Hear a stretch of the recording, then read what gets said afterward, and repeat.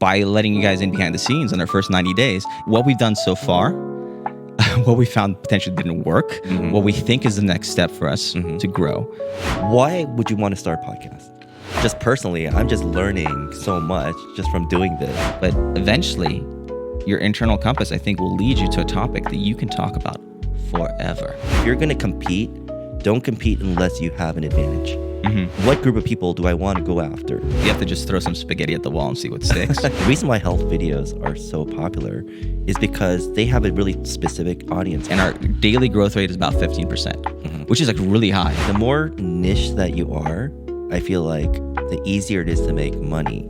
You're listening to Manipulation Games Psychology and Marketing Podcast with your hosts, Gene and Darren. Welcome to Manipulation Games Podcast. I'm Darren with our marketing genius, Gene. Hi. Hi, everybody. Before we begin, I again would like to recap our previous episodes. Measuring outcomes, right? Affects the actual outcome itself. That's the big aha that I got from that podcast. And that was amazing. I think it was one of our best podcasts. Thank you. I really liked it a lot because I thought it had a lot of tangible things that people can actually put into practice. Yeah, but again, this is kind of ties into kind of like our podcast, right? What is it for? Who is it for? Yeah. And I think initially what I first learned that a lot of the stuff we talk about ties directly with self-improvement and trying to manipulate not only the masses but your own self, because that's where a lot of the challenges are. Is if you can figure out how to master your own mind, then you can learn how to slowly influence other people, right? Yeah. But that's kind of like why I really love that podcast, because everything ties in together. Like whether you're trying to help yourself or trying to help others. Yeah. By learning these really cool secrets. Again, like this, even back in ancient Greece, you had the Oracle of Delphi and had the little thing on top of it says, know thyself, right? Which is the true power, is that understanding yourself by understanding even your own psychology, all these different crazy effects of like, alien hand syndrome and cooperative eye hypothesis, right? You start to understand yourself, but then by knowing what makes you tick, all of a sudden you could also be able to influence others. Yeah. Because again, a lot of the psychology we share with a lot of people. Right. There's a lot of similarities of how we react to certain things. Yeah. And so understanding that is a huge thing. Understanding how to manipulate yourself, then the ability to potentially manipulate people in interpersonal contexts, and then be able to do mass manipulation. Yeah. AKA marketing / advertising. So, which is what marketing and advertising is mass manipulation if you think about it. But anyways, love that episode. Now you got to explain what you're wearing right now. Oh, Gene. I'm wearing the official Invoice Media shirt that Voice Your Darren gave me. Passion. Yeah. Voice Your Passion. And that's kind of like what we're going to talk about today. Yeah. Is us kind of starting this podcast. Yeah. Which also kind of coincided with the launch of Invoice Media. Right. And so we're going to talk. Today's topic is, how do you start a podcast network? Yeah. Right. Yeah. Which is basically, this is kind of the experiment that we're running now. This whole venture. And today is 90 days into the venture. Yeah. If you count from, I think, the first time we posted something, which was April 11th. Yeah. And so we want to kind of let people in behind the scenes and show them, like, we practice what we preach, or at least we're trying to practice what we preach, in terms of like, how are we thinking about this kind of puzzle of growing a podcast network. Not only our show, but we have other shows that we're constantly working on, and we're thinking about strategizing. Okay, how do we, help our wonderful podcast hosts basically be the best they can be and grow, right, and develop an audience and a tribe. Yeah. And so, by letting you guys in behind the scenes on their first 90 days, again, maybe we're not experts yet on how to start a podcast network. Yeah. But we can share what we've done so far, what we found potentially didn't work, what we think is the next step for us to grow. And probably 90 days from now, we can double check where we're at. And I have some projections that we would try to beat based on what we're currently seeing, the kind of growth rates and the techniques we're using. Yeah, in 90 days is nothing, to be honest with you. I mean, we're It just flew barely... by. I know, it flew by. Yeah. I mean, this is our 11th podcast episode Yeah. just for our podcast. And so it's like if you look at all the successful podcasts, they're like, you know, in the hundreds, like 400. You know, Joe Rogan has like in the thousands. Yeah. Like it's like what these guys have. Like, can you imagine doing like over like 2,000 podcasts? Like that's mind blowing. Honestly, I can, and I think we're going to talk about like what it takes to be able to do that. But I mean, it's a long game, and for us, it's a long-term play. Where again, we're a business, and we have our kind of clan of entrepreneurs, and we're doing all kinds of different things. But for this is a long-term play in terms of us, building audiences, finding our tribes in the world, being able to provide value to people ahead of time, and eventually these things would be able to get big and be able to be profitable, which would be really cool. But otherwise, it's also just an amazing process to go through. Yeah. Just the growth of like learning or being on a topic and exploring it and like discovering new things. And it's just fun. Yeah, it is fun. It's actually really fun to do this podcast because, again, I'm just learning so much just from doing this. Yeah. This whole process. But I think what the biggest thing for me, right, when starting a podcast is like, the biggest question is like, oh, who's going to listen to a podcast, right? Yeah. So you always tell me this phrase, for who and why. And why it matters, yeah. Right. And so I kind of want to talk about like, if you're going to start a podcast, and let's not even talk about the network. Let's just talk about a podcast. If you're going to start a podcast, like, why would you want to start a podcast? First of all, let's take a step back. Okay. I want to hear I don't know this story. Yeah. But Darren, why did you want to start a podcast network? Like, how did you come to this place, and what kind of, you have this, I sense you have this very powerful like mission that you have in terms of like empowering people. And I want to kind of hear a little bit about like, like, I don't know this story. Where did this kind of start? When was the first idea for you of potentially starting a podcast network? I'm kind of like a tech person, so I always like kind of like playing around with technology. So like cameras, I've always used cameras. I've always used, for example, our camera right there is actually my old camera, the Sony Alpha 3, right? Nice. But I've had that camera for like 8 years. So I've had like a lot of these kind of equipment and gear to do stuff like this, both photography and videography. And so I already had a kind of level of skill sets where I knew I could do this kind of stuff and produce actual, content. It all started actually when I met my girlfriend. Actually, maybe it was like actually before that, but my girlfriend, she's a psychologist. She's also a therapist, and so we were talking about like podcasts, and so we're thinking about producing a podcast for her, and so it's like, oh yeah, I could totally do that. So we had it in my own house. We set up a little podcast room. We bought like a neon sign. And, we had like the whole thing, and we shot a couple of like kind of test, pilot episodes. And then she got pregnant. Okay. And so like, okay, well, we have to put that on hold. And so it kind of just happened that way. And then I had like a friend, she had a podcast. She had an audio only podcast. And so she was a music journalist for like 15, 20 plus years. She knows all these people. She knows all these musicians. And then one day, I was over at her house and we were just talking about podcasts. I said, hey, I could produce your podcast for you. I have all the know-how, the knowledge, the equipment.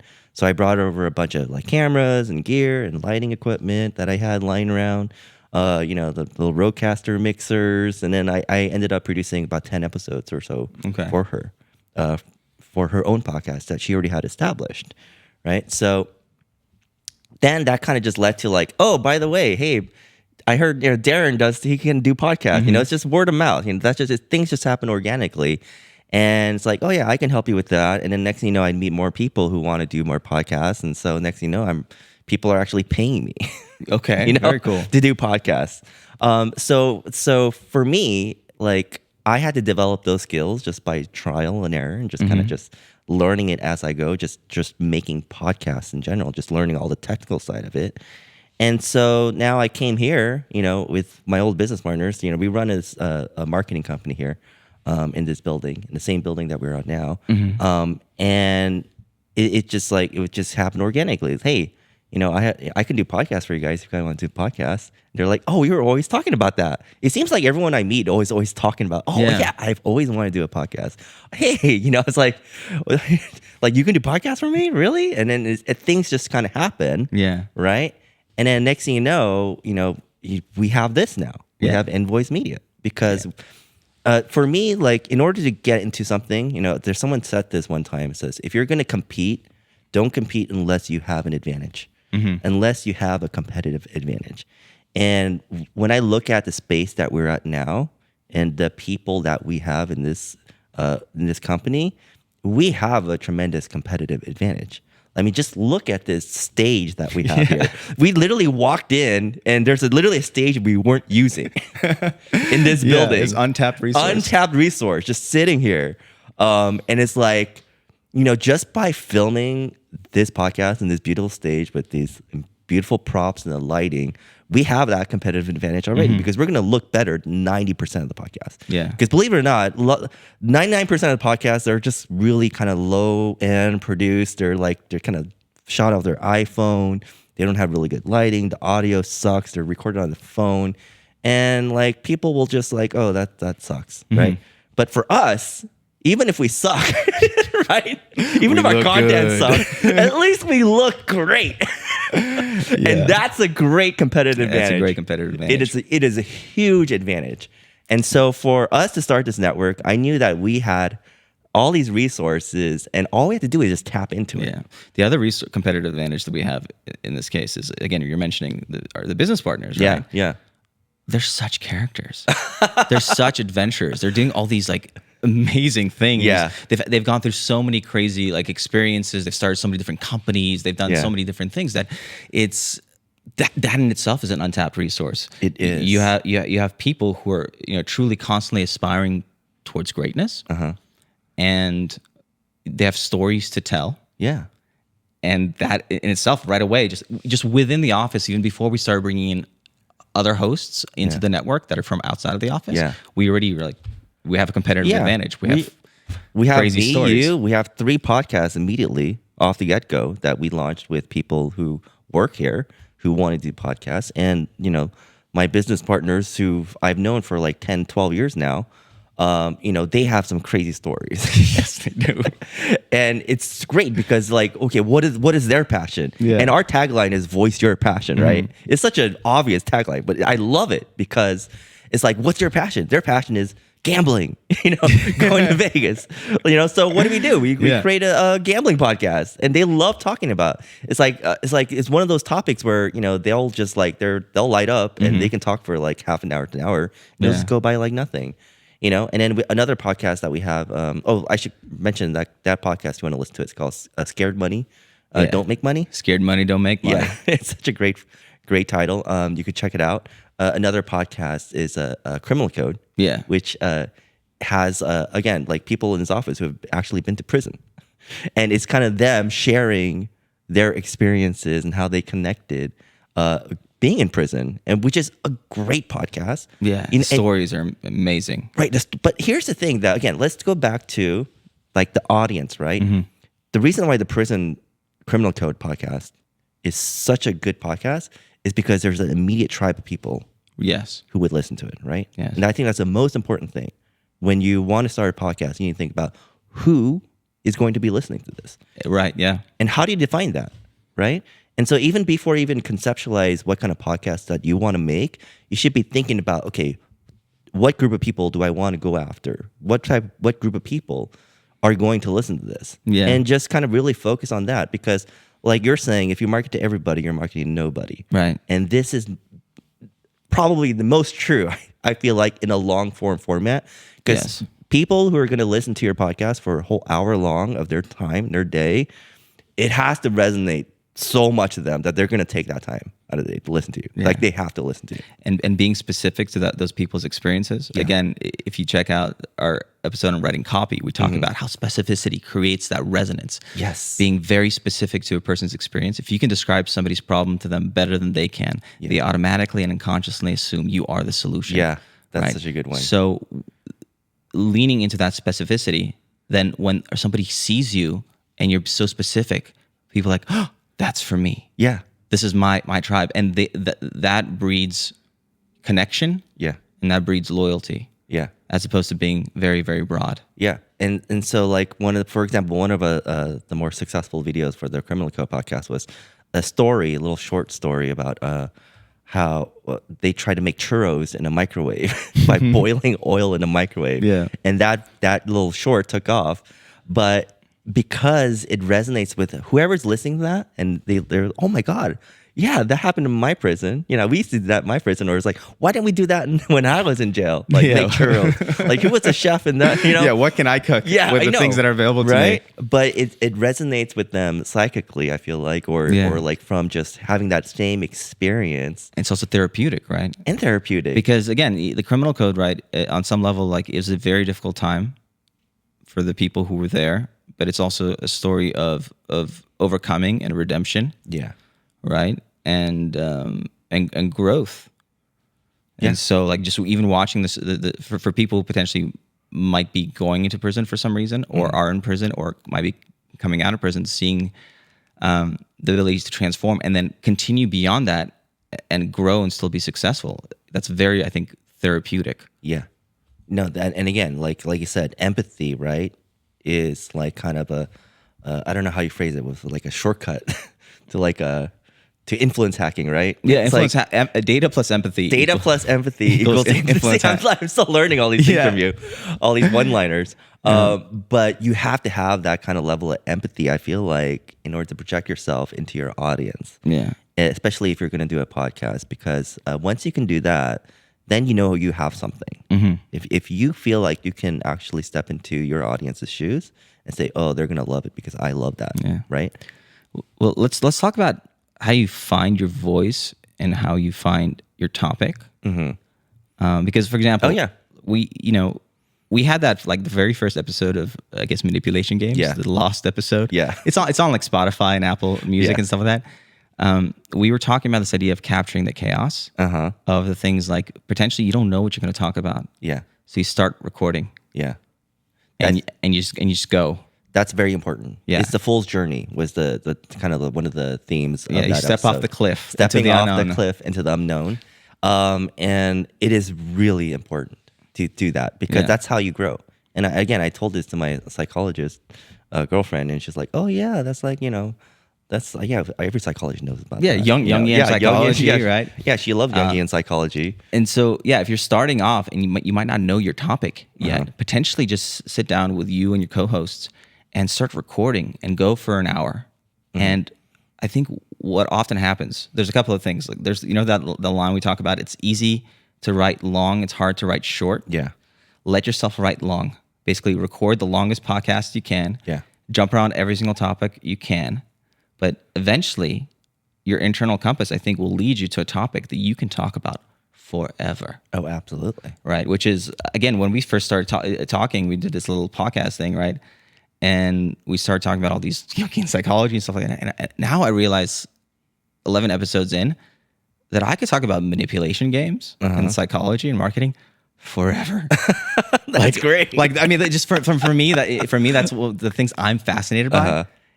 And I for sure, like, I can keep, I can come up with 1,000 episodes. Wow. On this, because there's so many different directions you can take with all these things. Everything we were talking about, the eyes, we're talking about all these crazy phenomena like alien hand syndrome, everything about how to write words in a way that influences people, how camera work influences people.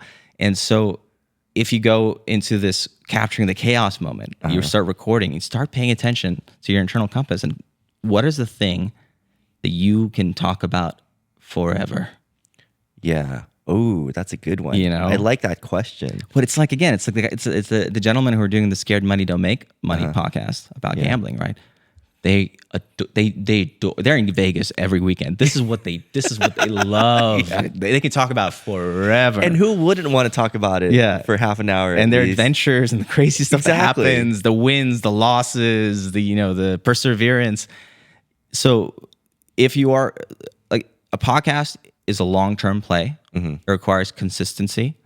I remember my friend used to work for Eric Sue, who's one of the top marketing podcasts in the world.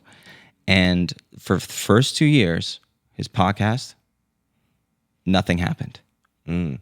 Like nothing happened. Just you just logging in episodes and nothing happened, right? So whatever the thing you get into, whatever the topic you get into, make sure that you double check with yourself internally, with your internal compasses. Is this something I could talk about forever? And also just gain pleasure and insight from it, even without potentially this thing taking off, right? Yeah. No, I like that because again, it's like it ties back to voicing your passion, right? Yeah. So like if I was to give advice to someone who want to not start necessarily a podcast network, but a podcast, like just do it. I mean, just fall off the cliff. That's what we did, right? But because by falling off the cliff, right, we've learned so much, just 10 episodes deep into our podcast about just podcast, the format in general, things that we can talk about, the potential, our growth, how to market ourselves, how to pick out topics, how to talk better in front of a microphone. Learning how to speak. Get used to being on a camera and being like, we're being shot in 4K now. And so I was like, but just letting all that go, so it's like, it's been such a valuable experience, regardless of whether you become successful or not in a podcast, just recording yourself for an hour about something that you will find what you're passionate about, right? And you will find your own direction. Yeah. And a couple of things I would mention is one is it's good to find like a potentially really good partner to do it with. So for example, like I know myself pretty well. I would never be able to do this on my own. Really? If it wasn't with you. Oh, wow. Thanks. No, but it's like, because, having a partner, having that kind of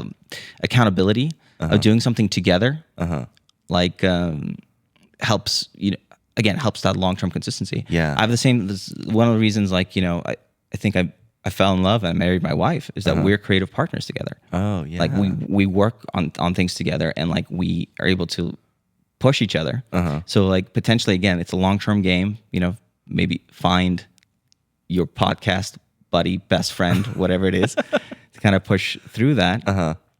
And the other thing I would say, even at the end of the day, if the podcast isn't like whatever successful, one, you could probably still find your small niche audience of like 1,000 people who adore whatever you say. There's 8+ billion people on the planet, right? There's a very likely chance that something you're really passionate about, something you're being a complete nerd about, will connect with those people. The tricky bit is making sure connecting with those people, finding them among the thing. But then even afterwards, like I think you'll have something very awesome to look back on. Like even if like at some point manipulation games stops, right? I probably have one of like the best like resume builders ever. Oh, true. Well, think about it. Just like in terms of like at some point in time, if I have to, try to claim to somebody like I know marketing, right?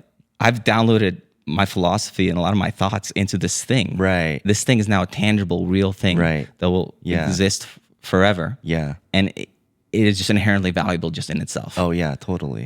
Even if at some point in time, like, it doesn't grow an audience, whatever it is, the ideas are there. Just putting those ideas into a tangible form has value. And for you, if you're somebody going into the podcasting world and you're starting to record, being able to get your ideas down, you'll be so happy with yourself looking backwards because you're like, oh, thank God I took my philosophies, my ideas, and I put them down, and now they exist. They're tangible. They're real. And there's an inherent benefit to that. Yeah, and if you're an employer and you're looking at somebody for marketing, like you probably hire the guy who has a marketing podcast, right? So because you now know like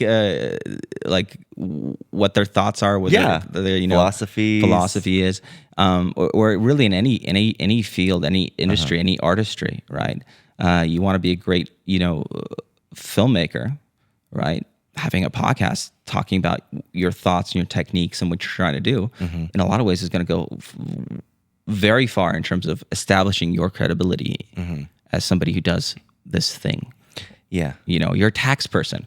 We have a friend and she's amazing, Nupur, and she does an audio only podcast. And it's called The History of Taxes.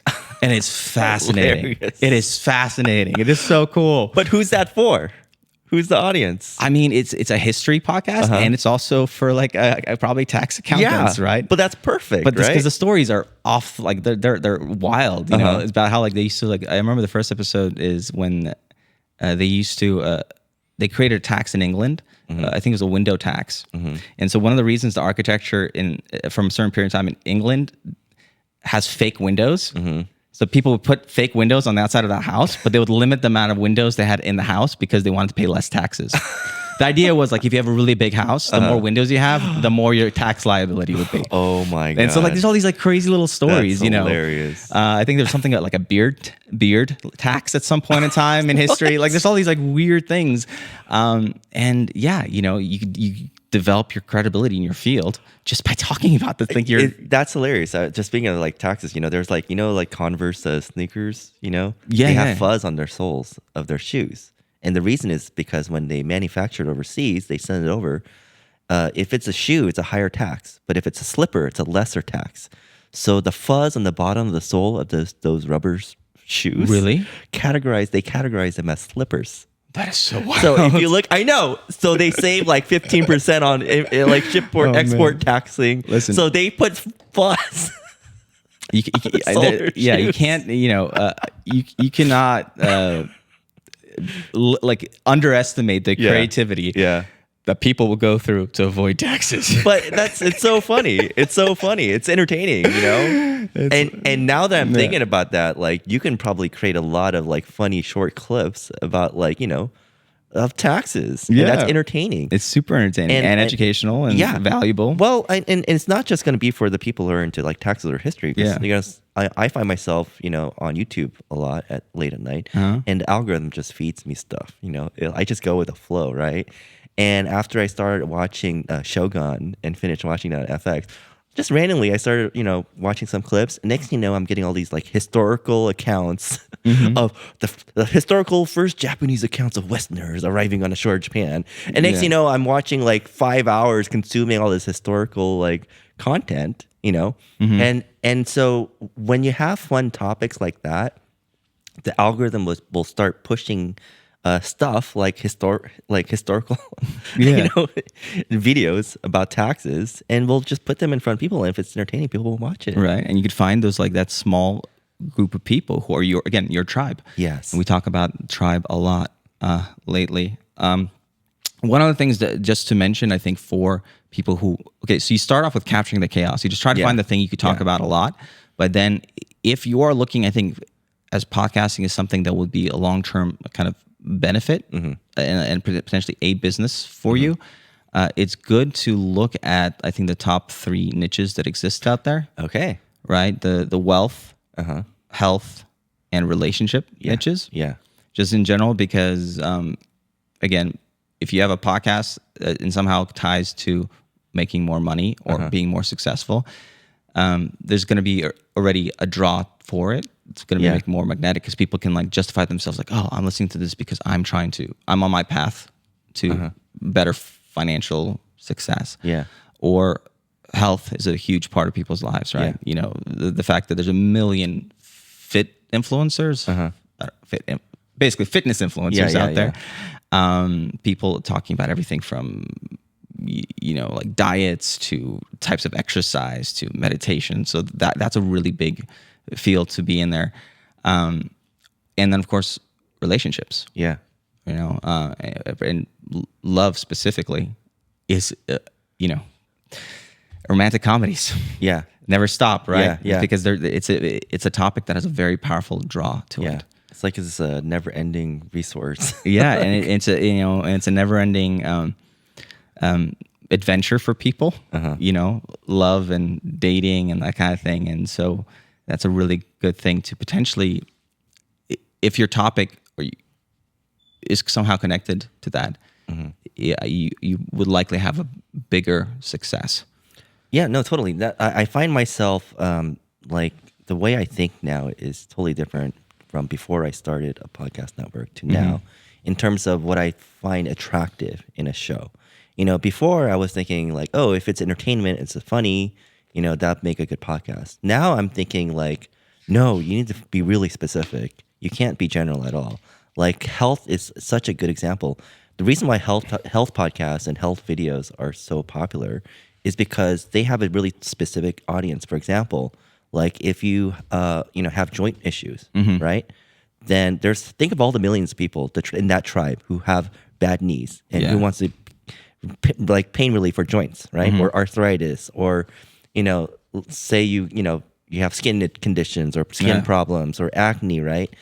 If you make a video, you immediately have an audience, specific audience that you can find that will watch your video 1,000%. If you can tell them you can cure your knee pain, and you have 1 million people who have knee pain, they're going to watch your video 100%. It's just a matter of finding that person. And now go through every single health problem, and you immediately have a target tribe of people that you can target specifically for every single subject, video, or podcast that you make. Yeah. And it makes things so much easier because you know exactly who you need to get and reach. Exactly. And when you're making this content. And same thing with relationships, because relationships is like every time I look at a relationship video, I'm like, oh my God, that's so genius, because they just talk about like problems, right? They describe the other partner that you're in a relationship with. Like, oh, he's a narcissist. He only cares about himself. He doesn't respect your boundaries. He does this. They just list all these problems. And then you watch that, it's like, and it resonates with the person who's in that bad relationship. Yeah. And they're like, I need to share this with all my friends, right? So it's perfect. Relationship is such a perfect vehicle to create shareable content that resonates. And there's drama built into it. Yes. There's already story. There's drama built into it. So those are good things to kind of keep in mind as whatever the thing you're doing is. Once you find the topic that is, at the heart of you, tying it to some sort of tangible benefit a lot of times helps. Especially it helps people justify why they're listening to it. Yeah. Like I'm listening to this because I'm trying to become wealthier, or I'm trying to become healthier, or I'm trying to have better relationships in my life. Yeah. And so I think that helps a lot. No, it does. So what are like our kind of business goals for Advoice Media? Business goals. Well, I think we need to reach a critical mass of viewers, right? In order to get sponsors, because that's where we're going to start. Sponsorships. Yeah, I would say sponsorships would be the first kind of like milestone. I know it's very cool because there's like things like monetization. That at a certain point in time where you get to a certain size, you just get paid by YouTube just to be there. It requires a pretty big size to do that, but I think sponsorships and monetization would be a really cool first thing to achieve. For monetization, I think each of our shows would need to, what is it? I think it's 4,000 watch hours of videos, not shorts. Yeah. And 1,000 subscribers. Yeah, something like that. It's either 500 or 1,000. They keep changing it. Well, there's two levels, and I realized the tier where you're getting paid by YouTube is that second tier. The first tier opens up certain monetization options. But the full kind of monetization where you're like, the big YouTubers who are like making, I don't know, $10 for every 1,000 views. Yeah. Or something along those lines, is the 4,000 watch hours at 1,000 subscribers thing. Well, that just makes things super easy, right? If you want to start a podcast, just launch on YouTube, right? Because YouTube has all the monetization tools that you need. You just have to hit those metrics. Right. So even before you even think about sponsorships, the getting to that level might be the first like milestone. Yeah. In terms of making it something that's potentially a living for you. Right. But again, it's like the more niche that you are, I feel like the easier it is to make money, because if you can really target a specific audience, even if it's a less of a audience, smaller even audience. If you only have like 1,000 people, but they're, again, like you said, a really specific group of people. And I go back to our other podcast called Not Just Lashes. Yes, it's a great podcast. Is a great podcast. I love that podcast because it's so specific to a target audience.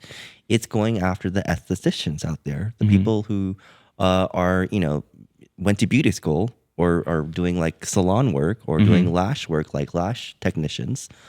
There's actually like thousands and thousands of people, them, right? I had no idea how big this market was. Yeah. But it's really specific. It's very specific. It's so specific. And they get to talk about crazy adventures and crazy clients and stuff like that. Yeah. It comes up. And then Shanique is able to, a lot of ways, talk about, because she mentors a lot of lash artists. Yeah. She has a lot of wisdom to impart. Yes. In terms of like helping you grow as an esthetician, right? So right away, there's a major tangible benefit there. There's both the kind of the tribe and community of being like, oh, these are the crazy things that happen to the people in our profession. Yeah. But there's also the tangible benefit. It's like, this is how I grow as essentially a business owner, because almost every lash artist is really their own individual business owner. And there's a lot of details in terms of, how to succeed, how to retain clients, how to scale yourself, and and huge tangible benefit from this. huge. And again, they right now, I think they have like maybe like 680 subscribers on YouTube, about like 800 followers on Instagram. They're doing really well on Instagram. But to me, like that number, even though it seems small, is worth so much to the person. For example, say, you're a beauty school and you want to get students who want to like join or take your classes, or you just even online classes. Yeah. Say you have all these like online classes you want to sell. I would just promote it on that podcast. Yeah. Instead of like some other one, because it's so specific. Like just think of all the people going in beauty school right now. Right now, cosmetology school, there's thousands of them. Yeah. Online, virtual, or in class, like attending somewhere, and there's every year there's a whole group of people, and that's where your audience is, right? And that's who's gonna want to listen to this podcast. So that's one of those things where it's like, for me, my aha moment was like, oh wow, they make it so easy to market them. Yeah. And remember, like, even in the beginning, I was saying like specificity. Yes. Right. And sometimes it's hard to get specific. And I think with time, the different podcasts will find a way to get more specific. But when you have it already right off the bat, the fact that they're able to do is like, hey there, baby estheticians. Yeah, exactly. Like right away, they're able to answer for who this is. Right. And they're able to answer why does it matter to them. For who and why. That's the formula. The 1-2 punch. The 1-2 punch. Yeah. If somebody doesn't know for who something like a piece of content is within an instant, you're going to be noise. Yeah. So being able to answer that question, like, hey, baby estheticians, today we're going to talk about retaining clients. Right. That's boom. That's it. The first 3 seconds for who, the next 3 seconds why, right? And again, I see the same formula in like the top kind of viral shorts, right? Like, if it's, let's just say, like, again, if you have, hey, are you having knee problems? Here's what you should do about it. Yeah. 1-2 punch. Hey, are you in a toxic relationship? Hear me out. On what signs you should look out for, in your partner. Just things like that. Just a really quick 1-2 punch is so crucial in the first 5 to 10 seconds to get, your short, gain that, or get that retention, right? Because again, that's something that we're learning too. We can talk about is the short form. Yeah. And how we go about kind of marketing our podcast. Let's touch base quickly on our guiding stars. Oh yeah, sure. Right. Then let's talk about some of the metrics we're currently seeing. And then I want to go into like, okay, we are here now. We've tried these things, and these are the next things I'm going to try. Yeah. All right. So let's talk about guiding star then. Okay, guiding stars. What's our guiding star? Well, we're still trying to figure that out. But if you guys listen to that measurement episode, we talked a lot about how finding the right 1 or 2 things to measure gives you a guiding star that basically helps change the outcome of where you're heading. Obviously, with podcasts and YouTube and Instagram, there's a lot of metrics to look at, right? One of the big obvious ones is we're looking at subscribers and followers, right? And like just growing that audience of subscribers and followers. Then a big one for, I think, monetization is the watch hours. Is okay, yeah, you're getting a certain amount of views, but how much total time people are actually spending watching your videos, because that's a big thing to get to that first 4,000 hours necessary for monetization, right? Then of course we have views, and then recently I started looking at average view duration in seconds. Okay. And so that's an interesting one to look at because then it kind of tells you how well you're doing in terms of what you said, the retention rate. Yeah. But I guess the thing that I would mention about the guiding stars is obviously we can look at the guiding stars as absolute numbers, but a lot of times when I do marketing, absolute numbers are great, but I'm really thinking about it like riding the wave, and I'm looking at relative change over time. Okay. Right. Oh. So for me, like one of the big things is like, yeah, it's cool. Like that, we've had a milestone, like 1,000 subscribers or something, but I'm looking like, what is the change from yesterday to today? And I'm looking to try to keep that like over 2% or 3% change. So you want to see actual growth? Yeah, I'm trying to see like some sort of metric. Yeah, so relative change over time, because that's what compounds, right? And it starts creating this kind of exponential growth. Is this kind of, and it allows you kind of ride the wave because you see what you did one day versus another, and if it had like a big effect, you're like, okay, keep doing that. Or if that starts dipping down, then you're slowing down. Got right? Because you want to get essentially escape velocity. Okay. Right. We're going to the stars, baby. Yeah. So watching that rate change over time, and I'm looking primarily is daily change. So what for you is that one metric that So- you're looking for? I mean, subscribers and I think watch hours is now my new one that I'm really paying attention to, because I think we figured out how to get subscribers, especially since we do have the benefit of having paid media support. Yeah. Right. Obviously, we're doing organic. We're trying to create videos that go viral, but we also have the ability to kind of support our content with advertising to give us like that first step up. But the big thing I think long term is going to be this watch hours thing, because that's really how much time you have to be really good for people to give you hours of their time. Yeah, I've noticed that too. There's a huge discrepancy in our various podcasts. Yeah. In terms of watch hours, right? And I feel like the ones that are growing the most organically are the ones who have a higher watch hour to view ratio. Yes. Right. Yes. And so you have that ratio, and you immediately can create a metric of, or like a barometer of where you're at versus everyone else. Yeah. In terms of how like intently Yeah. are people actually watching your content? Like how long are they actually watching your content for? Yeah. And it's like it's not as simple as like subscriber count, because that'll go fluctuate up and down day to day. Because you can have subscribers who just don't listen to your podcast. Right. You get some people who just subscribe, but they don't actually watch. Yeah. But if you actually get people to watch it, and if that can grow 2%, Yeah, you can't fake that. you can't fake that. You can't fake that. Yeah, Because- you have to be good. Right. Because that also comes into play. Like, okay, maybe your content is just better. Yeah. Right. And it's getting better. So people watch it like maybe 2% more, Yeah. than the next day. And then you get better, and they maybe, so there's so many variables in play. Yes. It's such a simple metric to monitor. Like you mentioned, it could be that one guiding star metric that we can just look at. Honestly, that's probably would be, if I had to choose one. I'm looking at all these things, but right now I think the watch hour, relative change of watch hour. And so just to give you guys some points of where we're at, this is like a little snapshot. We're at 90 days today from the first time we posted something for Invoice Media. And so 90 days from now, hopefully all these numbers go up. But for example, we have, so IG followers, we're now at 2,340 IG followers across 6 shows. So we have 6 shows, so 6 IG accounts, 6 YouTube accounts. A month ago, we were at 386, right? So we've had a 500% change in just 30 days, right? And our daily growth rate is about 15%, which is like really high. That's great. Again, we're doing both the strategy of trying to put out shorts that are going. We're trying to get to go viral, so people engage with them a lot. Yeah. And we have the ability to kind of support with paid media to get those things attention, and then hopefully the people who the shows speak to are able to see that and be like, oh, and discover us, right? And on the subscriber side, we're at 4,500 subscribers on YouTube. We're at 4,564 now. Again, up from like about 700 about a month ago.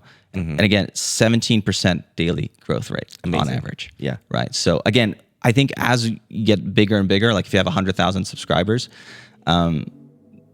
getting 17% every day is probably going to be it's going to probably calm down. Yeah. Right. But it's still really cool to see that, okay, right now, 17% growth rate for the last 30 days, every single day, right? On average. Watch hours, we're at 1,091 watch hours. And right now we have a 12% growth rate on watch hours. That's great. Right. There you go. So that's very, very cool. And again, with like things like view counts and watch hours, we're mostly focused on our non-shorts videos because that's kind of what we need for, I think, YouTube monetization. But at the same time, we're also in parallel having this entire strategy of having these shorts that are going out, and some of them getting, right now, 10,000 views, right? Yeah. And we'll talk about some of the highlights. Our biggest one got 24,000 views right now. So that's now the new benchmark that we're trying to beat. Well, there was one that had more, but it got deleted, or I deleted it. Oh, okay. Yeah. But I remember that. I can Yeah. explain that later. And we could potentially talk about that. So that's kind of where we're at. So we're getting kind of this like 15% average growth rate for the last 30 days. And like, again, I think that's going to slow down as we get bigger and bigger and bigger. But that's the number one thing we're keeping an eye on to see if we're doing the right thing. Yeah. So I'd like to talk about some highlights about the shows. Sure. Right. Highlights. Yeah. So, and again, to kind of give people an idea of what we're thinking about. So the first thing I want to highlight is, so our highest watch hours show is Scared Money Don't Make Money. Interesting. Yeah. It's right now it's 400. Changed. Yeah, it changed. And we'll talk about what changed, right? Right now it's at 415 watch hours. Wow. Right? Which a lot of ways I think is doubling most of a lot of the other shows. Yeah. So, and this is related to it, but also our highest average view duration is also Scared Money Don't Make Money. Yeah. With 200 seconds. Okay. Right. So again, like 'cause you have people who watch the full thing, you have people who bounce out. Keeping an eye on like what is the average duration. Yeah. And I'm doing it in seconds so I can kind of compare it. Yeah. Is a good way to see like how engaging the content is to most people. And I think the biggest factor is that we obviously have longer episodes. But recently, Sam and Sunny started doing these demonstration videos. Yeah. Where they actually started bringing in like a full on like roulette table. Yeah. Or a craps table and doing full like demonstrations, gambling demonstrations. Yeah.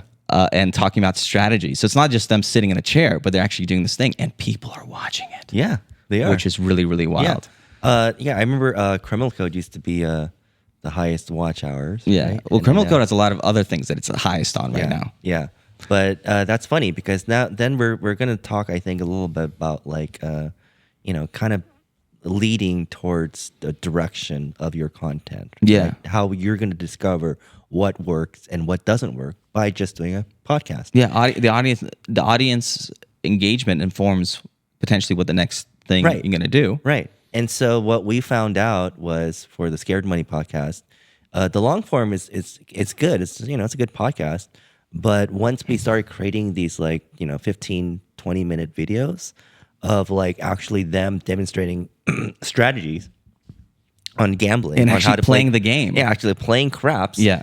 Those ended up being the ones that contributed the most in terms of actual watch hours. Because people want to see how it ends. Yeah. Oh, right. That's true. Right. Because they're watching the Sam and Sunny like basically do this demonstration. They're playing a full game. We set up a full table right here on this stage, and we're filming it from different angles, and they're trying out the different approaches and strategies. Yeah. And people want to see like how they end up. Like are they going to be up? Are they going to be down?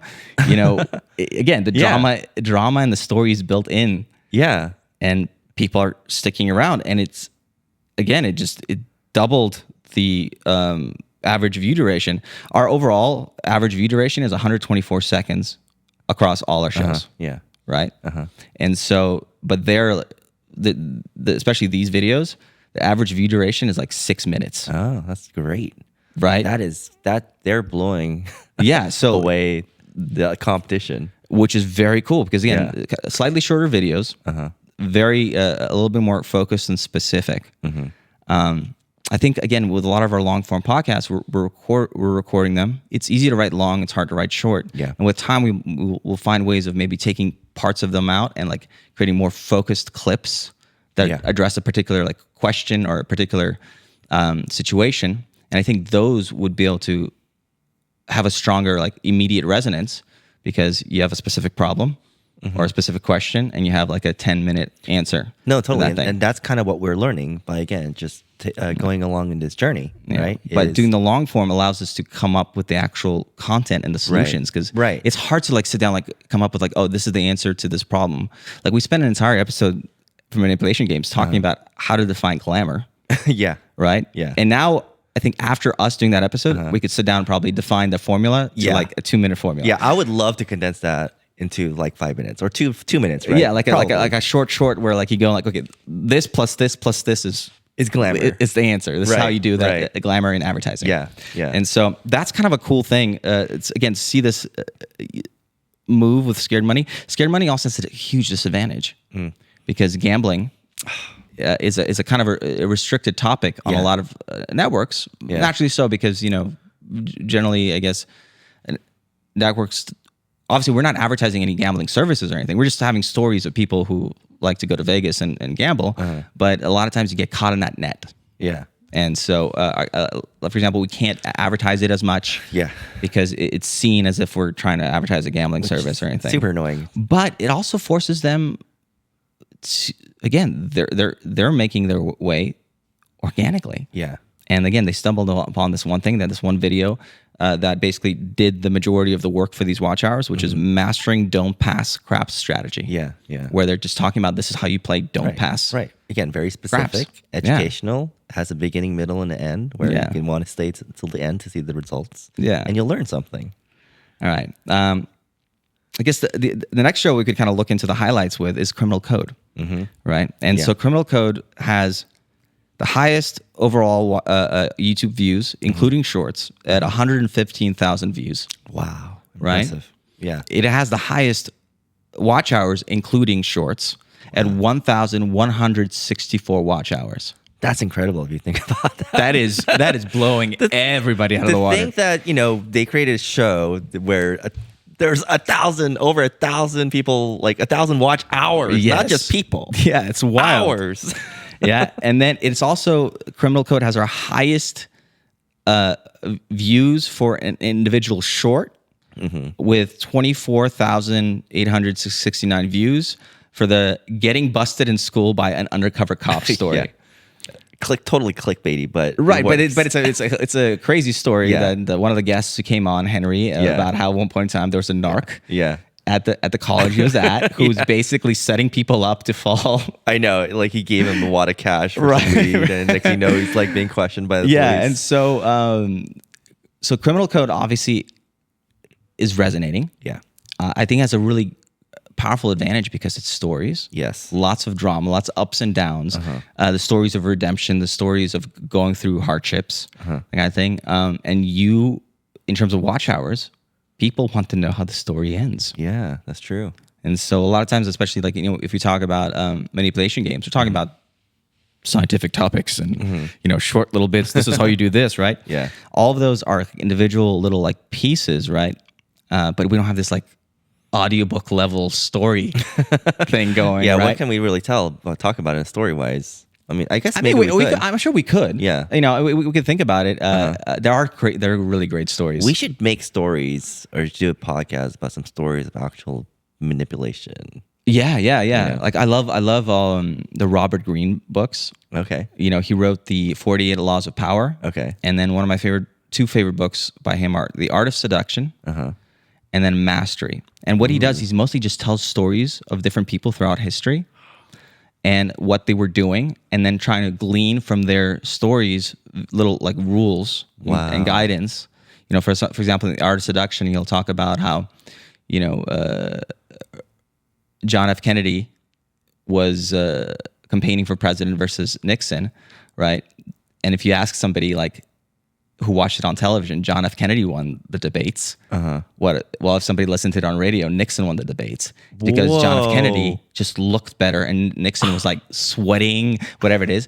And it was one of the first times that television became a big part of campaigning. Yeah, that's right. crazy. And so Robert Greene's book, The Art of Seduction, just has a lot of these like stories about these different characters, personalities through history who were very seductive or charismatic. Everything from Marilyn Monroe and how she transformed. She was Norma Jean Taylor or something, Norma Jean Baker, and then she did like kind of a Lana Del Rey transformation where one day she decided like, I'm no longer Norma Jean, I'm Marilyn Monroe. Yeah.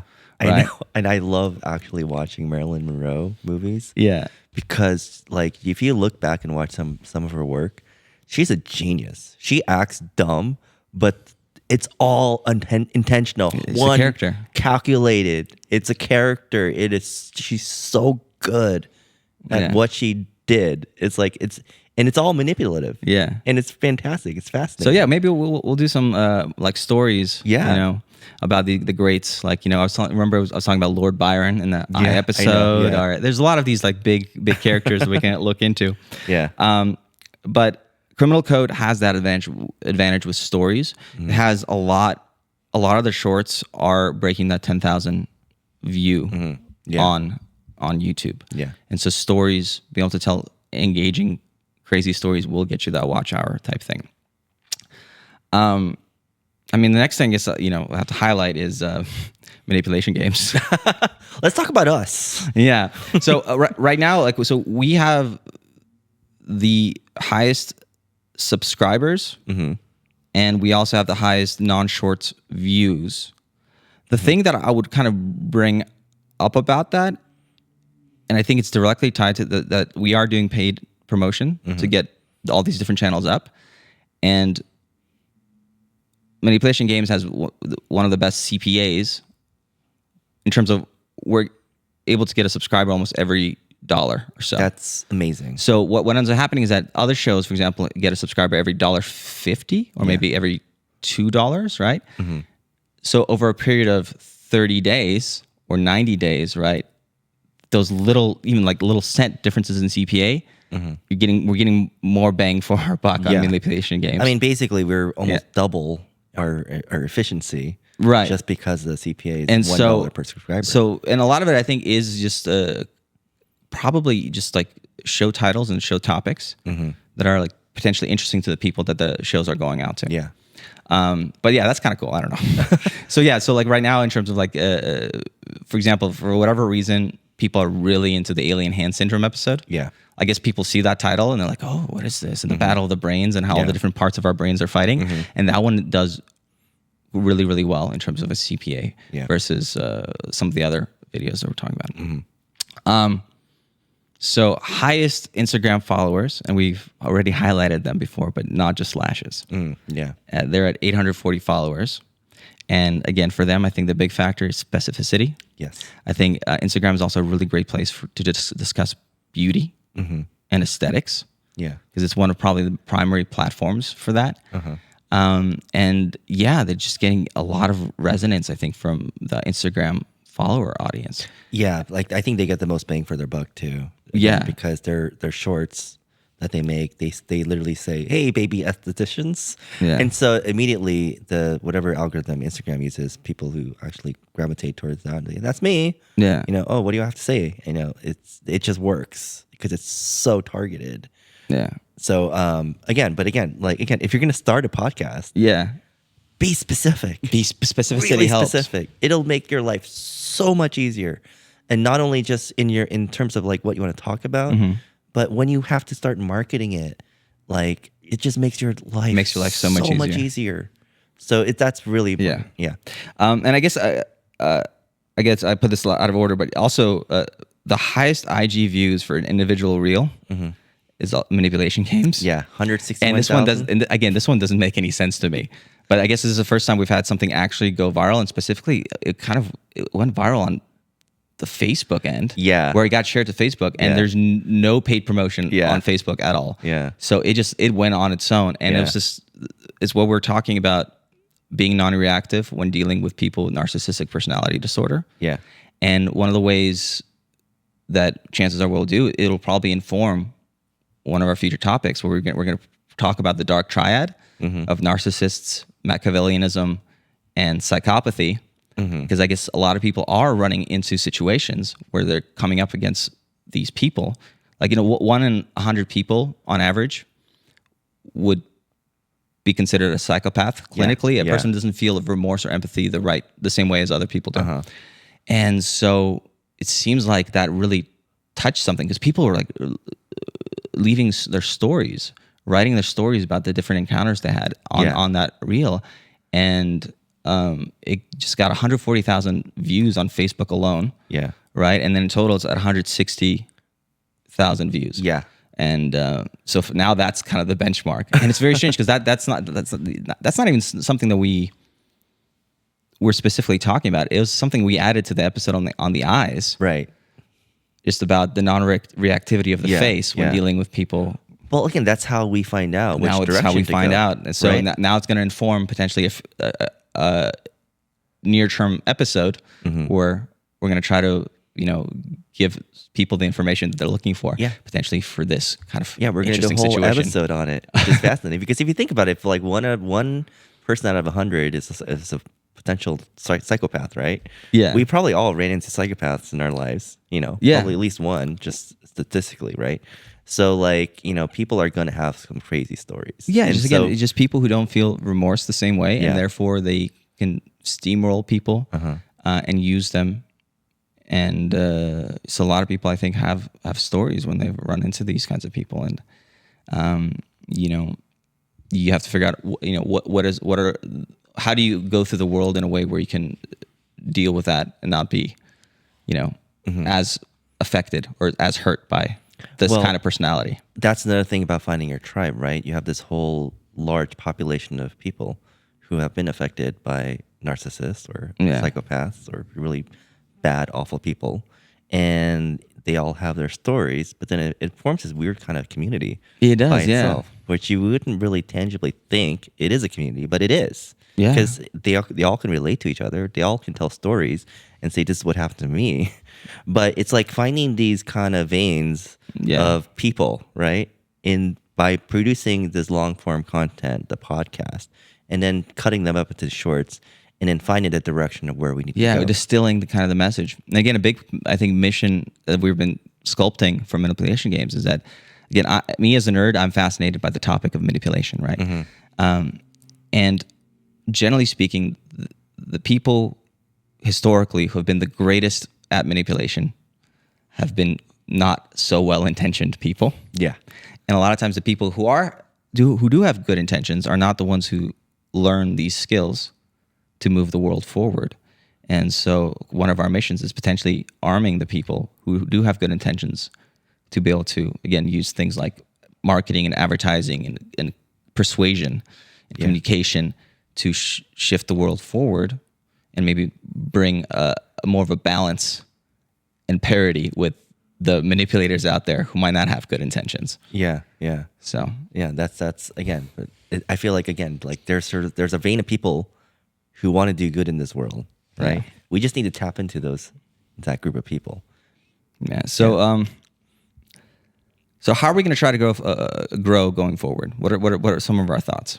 I think it's a combination of two things, right? Yeah. Is find out where your best dollar is spent in marketing, right? Which we're learning, and also to follow the direction of the content that you need to create. That's going to be the most successful.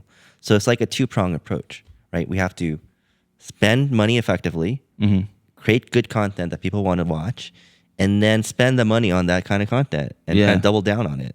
And I feel like we're kind of learning that as we go, right? After we took our full journey off this cliff, but we're learning it. Yeah, we are, which is great because it's not just growth for our network; it's growth just from ourselves in this self-discovery that we're going through of figuring out how to navigate trying to run a podcast network. Yeah, and so to me that's kind of like where we're going, and also in terms of growth, tomorrow we're gonna have someone come in who's a chiropractor.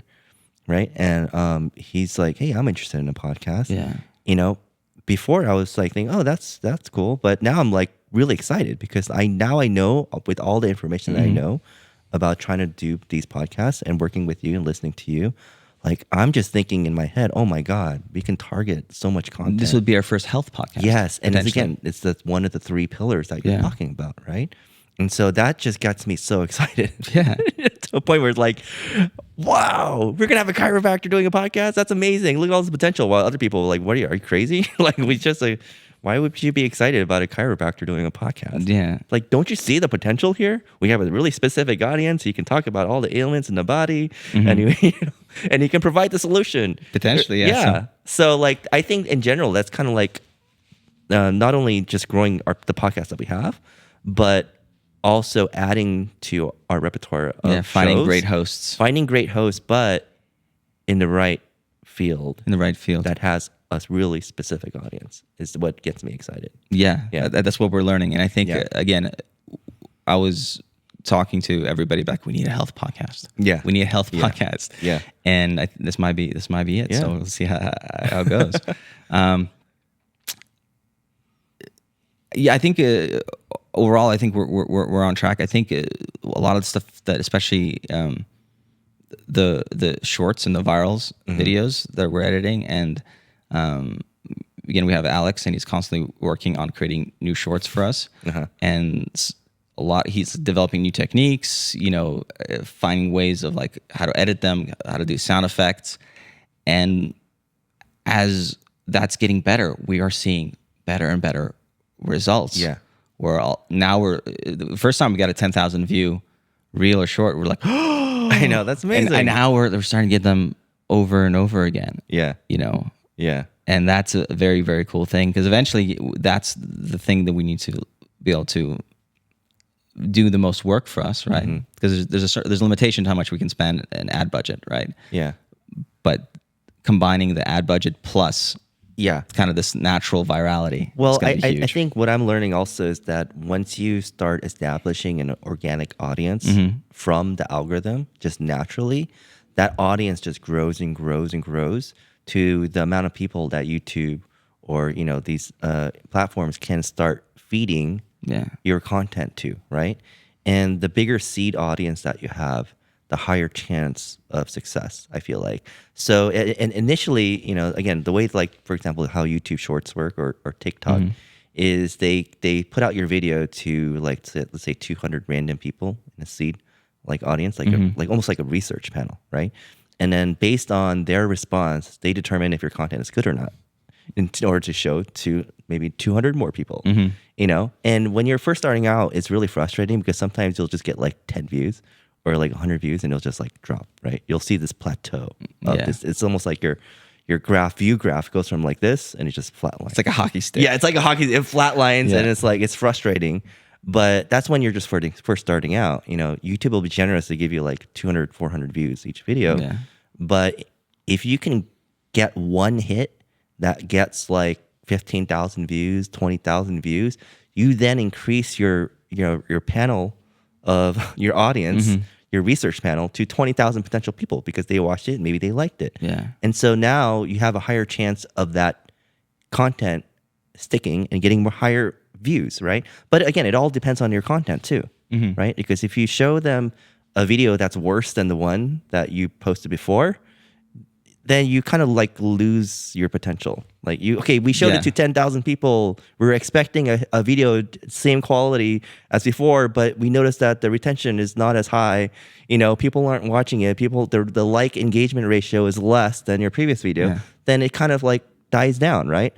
So you have to really kind of create a video and create a better video and try to create a better maintain video. The momentum. And try to build that momentum. Yeah. I feel like virality isn't just like a overnight thing. It does happen overnight, but you can actually try to play the momentum a lot. Just find one content that works and then add to it. Yeah, and stack odds in your favor. Yeah, stack the odds in your favor, and you'll just see just by naturally, even if you put like content that's not that great, you'll still get like 5,000 views. Yeah. The other thing I'd like to see, and again, it's a time consuming thing, but going back to the long form videos, creating the shorter clips, like 5-10 minutes. Because again, we saw with Scared Money that a shorter clip about a very specific thing is very powerful because people right away can see, oh, this is for me. This is my tangible benefit. And the titles of those videos are crucial to, again, because our longer podcasts, we don't really use the for who this is and why does it matter formula as much, but be able to have like a thing, this is how you should smile in your flyers for real estate agents, right? Yeah. Like a very specific thing for real estate agents. This is how you should be smiling in your flyers. Like that's a very specific thing that would connect and address with people. Yeah. And it just takes some time. I think over the weekend I need to just like hunker down and like go through and do that thing. But do that for not just for manipulation games, but also for the other podcasts. Yeah. To again tie in with a specific benefit. Like recently, I love the how to get fit in jail video that they did for criminal code. Yeah. And just taking a short clip of that, like they're talking about like this whole pyramid push-up format kind of thing. That in itself, if you can make that into like a 5-minute thing and have the right title for it, I think right away you give people the chance to know you because by giving the videos the right title. Yeah. Because the video in itself is valuable, but you need to be able to take the burden on yourself to get person to actually go and tune in for that short little bit. No, I think that's definitely something we'll play around with in the future. Just creating those 5-minute videos, because again, like, a lot of the podcasts, like Joe Rogan, I don't know, I don't really watch his full episodes. I just watch his clips channel, like most of the time, because, they have a specific title, they have a specific thumbnail, there's a specific topic, and that's what you want to listen to, not the whole thing. No, but even Joe Rogan was cool is that he did start eventually. He started specific at the very beginning, right? And now he has this huge, broad audience. So even if at some point in time you do want to be a Joe Rogan style podcaster, we still recommend you start off with a very specific audience. Joe Rogan started off with conspiracy theories. That was his whole thing. He loves conspiracy theories. Yeah. And the show is called Joe Rogan Questions Everything. Oh, was it really? Yeah. The first, wow. I didn't Before even it know became that. the Joe Rogan Experience. I didn't even know that. And so, you start off with specific, and then you could broaden your audience as you start getting credibility. Yeah. As you might start off, as like a dating coach for women or for men or something, right? Being very specific about that, and then eventually you can become a coach in a lot of other different things. Yeah, I forgot there's this one podcaster, his name is Lex Friedman? Yeah, Lex Friedman. Okay. Yeah, so he started off with AI. Yeah, okay, so that's a really good example, okay? Yeah, he's in MIT, I think he was at MIT for so AI. When I first discovered him, right, I was just doing like AI programming, because I'm a programming nerd, and I love programming, and I learned Python, a few years ago, and I got into AI and creating like writing my own neural networks, right? And I just remember I just watched Lex Friedman, he's great. just for all of his AI talks. He even did like a whole like just talk about AI, and then next thing you know, like he's just blowing up, and he's like interviewing like Kanye West and or Elon Musk or Elon Musk. I'm like, wait a minute, this is the same guy. He did Oliver Stone at one moment in time. It's insane. So start specific, develop your credibility. And then at some point in time, if you do feel like you need to expand, it's like I feel like that's what happened to was it Dr. Oz or something? He was first a health guy, but now I think he does everything, right? Probably. I don't know. So start specific because again, you want to build that initial foundational base of people that you're speaking to. Yeah, and then you could potentially go wider if it even makes sense. Yeah, that's a good point. I think that would be a pretty big mistake if you're going to start a podcast, trying to go after the wide net first. You should reverse that. Go after a small net first and then cast the wide net. Yeah, so like what we're talking about is at the beginning, capture the chaos. So maybe start wide in your first episode talking about everything. Then slowly find the thing that you can talk about forever. Oh. Right? Then tie it together to these tangible benefits in one of these pillars. Right? And then build that audience. Then that's kind of like a little hourglass, right? It goes like like that. Yeah. Because again, you can't like guess everything right off the bat, right? You have to just throw some spaghetti at the wall and see what sticks. But then once you've sort of hit a stride, you stick with it. You got to be consistent for a very long period of time. and then you could kind of broaden the audience. Yeah, I love it. Yeah. Let's do these projections because Okay. our episodes keep getting longer and longer. I'm having too much fun. I know. Okay, so I didn't tell you these numbers beforehand because Sure. I wanted to get your surprise on it. Okay. But so last month, 30 days ago or so, I did some internal projections or a little formula to see where we would be today. And that formula seemed to have worked, and we actually beat those numbers, which is kind of cool. And so now I'm using the same formula to project 90 days forward because we're hopefully going to do another episode like this, a check-in, another snapshot episode of how to start a podcast network. Yeah. And here I'm projecting approximately a 5% daily growth rate. Right. Again, when we were looking at our numbers in the last month, we've had a 15% growth rate on some of these metrics. But in general, just to be conservative, a 5% daily growth rate, and for 90 days, we would potentially, if it doesn't slow down, have 189,000 Instagram followers. Albert Einstein said the most powerful force in the universe is compound interest, right? Exponential math, right? Yeah. So potentially in 90 days from now, we'll see if it slows down or not, but we might have 189,000 Instagram followers. Kind of crazy. Yeah. Starting from where are we at today? We're at 2,340. That's wild. So we'll see. We'll see if we can hit that. Yeah. On the YouTube side, 368,000 subscribers. That would be incredible. That would be insane. I'd be happy with that. And then about 2.5 million views. Wow. And then potentially 88,000 watch hours. That's fantastic. So that would be very cool to hit. Again, this is we're kind of tracking it, and one of our guiding stars is the daily kind of growth rate. Yeah. And if we are able to maintain, I don't know, somewhere near 5% consistently, it's exponential. It could be very so. Yeah, because we don't know what the trajectory of that graph is until we actually try maintain it, right? That growth rate. But that'll be a very interesting challenge. See if we can just continue to do what we're doing now. Yeah. So I mean, again, today, for the last 30 days, we have a 15% growth rate in a lot of these different metrics, 17%. Yeah. As we grow bigger, obviously it'll slow down. There's going to be a diminishing returns effect. But if we can keep it above 5%, right? Or I'd be even happy at some point if we keep it above 3%. Yeah. It snowballs. And that could be very, very cool. Yeah. That's awesome.